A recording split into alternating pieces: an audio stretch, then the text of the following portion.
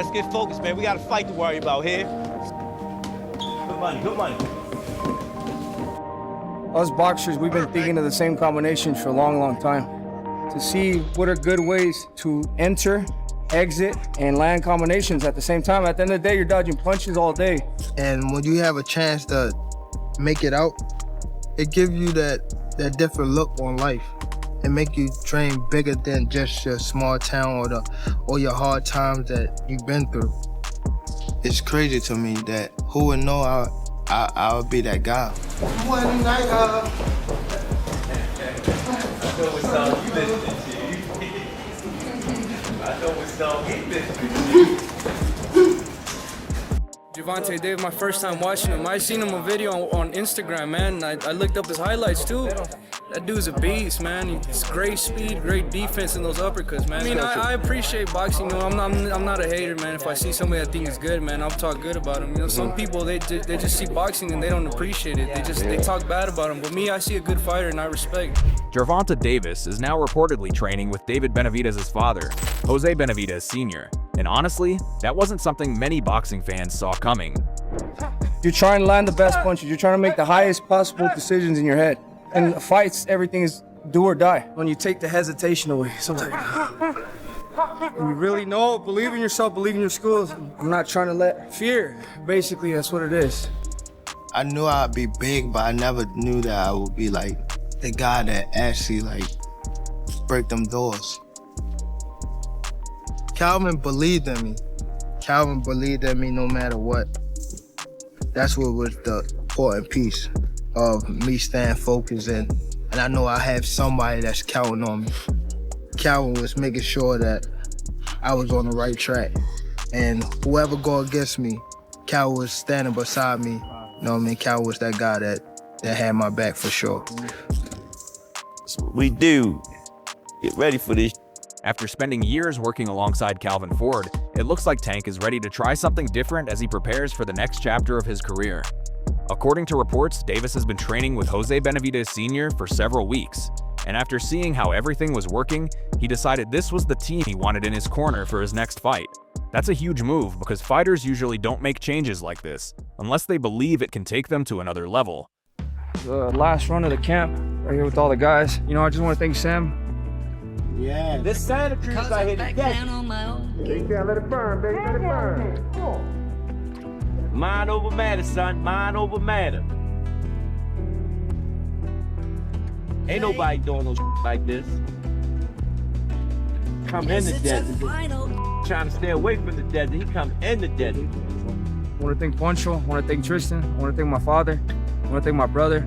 Thank my wife, my kids, and everybody for giving me the energy I needed. It was a great training camp, and I feel like this is going to be the best fight to date. And then after this, you know, it's just going to be legendary work, but you know, this camp really meant a lot to me, and I wanted to end this training camp like this. Nice hike to the top. Coming up here, I was always that kid that know when the time to buckle down and things like that. Like I know when it's time to get serious.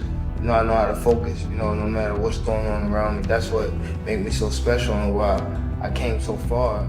Jose Benavidez Sr. has built a reputation as one of boxing's most respected trainers, helping develop world-class fighters with smart game plans, discipline, and technical skills.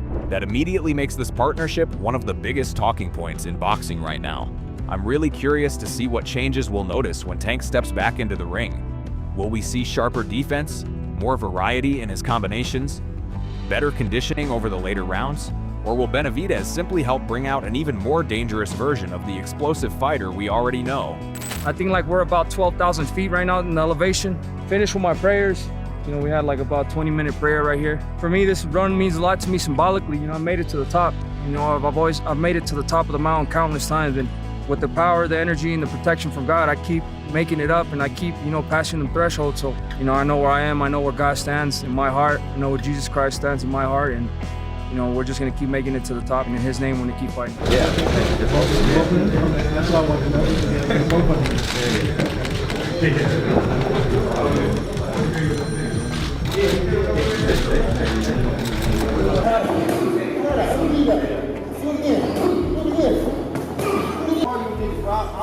I don't think right. You feel me? We gonna hard. That's it. We gotta argue, bro. We got to argue, you hear me? We ain't got to argue. Sometimes a fresh voice in the corner can completely change a fighter's mindset, and that can be just as important as learning new techniques. At the same time, changing trainers always comes with pressure because expectations instantly become much higher. Fans will be watching every round, looking for signs that this new partnership is making a real difference. One thing is certain though, if these reports are true, Gervonta Davis isn't making this move just to create headlines. He's making it because he believes Jose Benavidez Sr. can help him keep improving, keep winning, and remind the boxing world why he's still considered one of the most dangerous fighters in the sport today. There you go. Good. There you go. When he get in that ring, he's on a mission. Because he understands that he got to put his pants on, training wheels going. You got what you asked for. Let's get it now. Slow it down.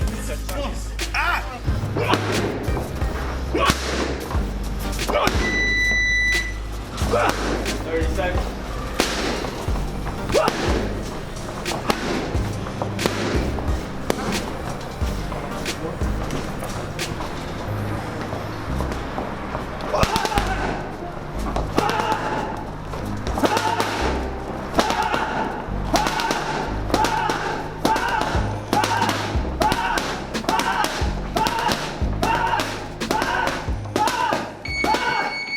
And that's exactly why all the talk about Gervonta Davis working with Jose Benavidez Sr. suddenly became even more interesting, because Coach Kenny Ellis didn't sound like someone watching a family fall apart.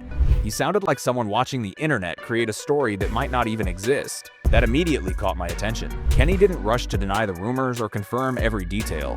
Instead, he kept coming back to one simple point. If Tank is training with Benavidez Sr., that's a decision a grown man has every right to make. And it doesn't automatically mean bridges have been burned with Calvin Ford.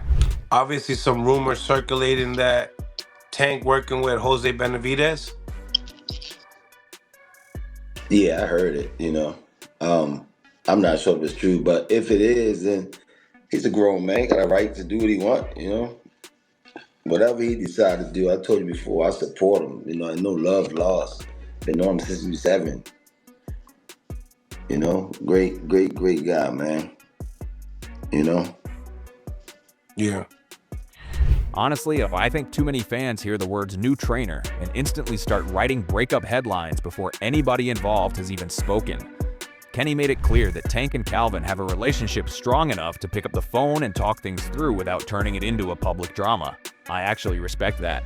Then the conversation shifted toward the fights everyone keeps asking about, and Kenny almost laughed off the endless Tank versus Devin Haney debate. His attitude was basically, if it happens, it happens. And after years of rumors, I can't even blame him. Thoughts on Tank versus Devin at 147? Man, that would be a good fight, but Tank is 135 pounds. Could have happened when Devin was at 35, but he was shot up. Yeah. Tank is small in stature. He's not scared. He ain't running. He ain't ducking. He's small in stature, Sometimes boxing fans spend more energy debating fantasy matchups than the fighters spend negotiating them. I also found it interesting that Kenny reminded everyone about the size difference, pointing out that Tank has always been the naturally smaller man, while people somehow forget that part whenever negotiations come up. Then he casually threw Ryan Garcia back into Devin Haney's future, saying that's still the fight fans really want. And honestly, he's probably right. A great rivalry never stays quiet for long. Even when Floyd Mayweather's name came into the discussion, Kenny refused to chase controversy, treating it like grown men handling their own business instead of feeding internet drama. That's the biggest takeaway for me. While everyone else is trying to build headlines, Team Tank seems far more interested in building the next performance. And if this new partnership with Jose Benavidez Sr. really clicks, the lightweight division might be looking at an even more dangerous version of Gervonta Davis. There was an interview with Floyd Mayweather, and they were asking him, what's his favorite fighters today? Mentioned David Benavidez, Shakur Stevenson, Keyshawn Davis, Devin Haney, but they didn't mention Tank. Lots of people felt like, is there something in between them that he didn't say Tank? Because he's been promoting Tank for such a long time. I'm not sure, but Floyd is one of Tank's favorite fighters regardless. Grown man, we don't get into that bullshit. man. If you don't like Tank, then so be it. And that's where the conversation swings right back toward Gervonta Davis, because after Kenny Ellis poured cold water on all the internet drama surrounding Tank's training situation, Bill Haney came in throwing fresh gasoline on the biggest fight debates in boxing. I couldn't help noticing that Tank's name kept finding its way to the very top of every conversation. Bill made it clear that if Devin Haney is chasing the biggest challenge and the biggest payday at the same time, Gervonta Davis is still the #1 target. That's interesting, because no matter how many new stars emerge, Tank remains the name everyone wants on their resume. At the same time, Bill doubled down on the idea that Devin has already agreed to meet Shakur Stevenson at a 144-pound catch weight and claimed the ball is now sitting in Shakur's court. Whether you agree with that or not, it definitely adds another layer to the lightweight picture. Then things got even more entertaining when the panel started debating fantasy matchups involving Boots Ennis. On the list, Tank Davis, he sets at probably the #1. I mean, we've been had back and forth. I think that when you talk about him fighting a Jake Paul, if that was realistic, there's no realistic weight that Jake Paul could have ever come down to Devin's walk-around weight. So I consider this as real. Me and Al have had discussions. That's made it even more real. Never has anyone said anything about any dehydration, rehydration, or anything for that matter. So I think that it should be, and what it should be, is a fair fight. You know, and that weight is to be determined. But it won't be anything under 144 pounds for nobody in the world. Keyshawn Davis, Ryan Garcia, and Tank all in the same conversation. That's when I realized something. We're almost spoiled with options. Bill kept insisting Devin wants every dangerous name available. But I also kept thinking that all roads somehow circle back to Gervonta Davis. Why? Because Tank is still the commercial king of that weight class. Beat Tank and your stock explodes overnight. Lose to Tank and people still know you dared to chase the biggest fight. I also found it funny that even while discussing rehydration clauses in negotiations, nobody sounded afraid of Tank. They sounded frustrated they couldn't get him into the ring. That's a big difference. Then Max Kellerman casually suggested boxing would be even better if Tank consistently hunted the biggest names, and you already know fans are going to debate that for weeks. Here's where I land. Enough with the endless lists and social media scorecards. Give us Tank against Devin, Tank against Shakur, or Tank against any elite challenger willing to sign the contract. The lightweight division doesn't need more promises, it needs opening bells, because that's where all these arguments finally disappear. What type of order do you want to try to pick these guys off? To be realistic, what type of order do you want to pick these guys? Biggest and the best, the biggest and the best fight I think that everyone, the culture and sports and entertainment would love would be Tank. He's at the top of the list. Yeah, I think we got even more excited. That's good. Well, I mean, just keep breaking my heart, would you please? Breaking my heart, okay? I'd love to see it happen. And that's exactly why Gervonta Davis keeps finding himself at the center of every big boxing conversation. Because right after Bill Haney made it clear that Tank is still the biggest name on Devin Haney's hit list, Adrien Broner came in with an even stronger statement. A B didn't just call Tank one of the best. He flat out said Gervonta Davis is the best active fighter in the world, and he wasn't interested in watering that opinion down for anybody. What caught my attention was that Bronner wasn't talking about titles or records. He kept hinting that Tank has one quality the rest of the elite fighters simply don't possess, then smiled and refused to spell it out. Honestly, that's the kind of comment that gets boxing fans arguing for days. Is he talking about Tank's timing? His composure? That frightening one-punch equalizer that can erase 12 rounds of good work? Whatever it is, Bronner clearly believes it's the difference maker. I also laughed because every time someone tried steering the conversation toward another fighter, a B somehow found his way back to praising Tank. Who's the best fighter in the world right now? That's active. Tank, I agree. I always say that. People argue with me. Why did you say Tank?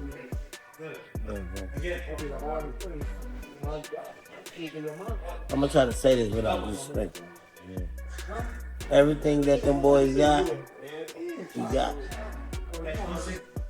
So I'm saying that. And I ain't even glazing. I ain't being biased or nothing, bro. Everything them niggas got, he got. But there's one thing them niggas don't got that he got. And I'm gonna leave it at that. Okay. That's classic Bronner. Half serious, half entertaining, but always convinced of what he's saying. And here's the thing. Whether you agree with him or not, it's hard to ignore what Tank has done. We've seen skilled boxers win rounds against him. We've seen bigger fighters try to impose themselves. And somehow Tank keeps finding that one opening that changes everything. That's why opponents can look comfortable, until they suddenly aren't. At the same time, being the best pound for pound isn't something fans will ever unanimously agree on. Some people will ride with Alexander Usyk, others will say Naoya Inoue, and plenty will still back Terence Crawford. That's what makes these debates fun. But Bronner wasn't trying to win a debate, he was making a statement. Now the pressure shifts back to Tank. If you're going to wear that best in the world label, the boxing world is going to expect you to keep chasing the biggest names. Because greatness isn't just about what people say about you, it's about proving it every single time the bell rings. I can't answer that. They saying why Benavidez. Tank and Calvin talk, man.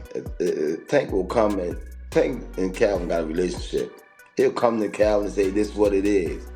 You know what I mean? So all that stuff on the internet, I don't pay no mind.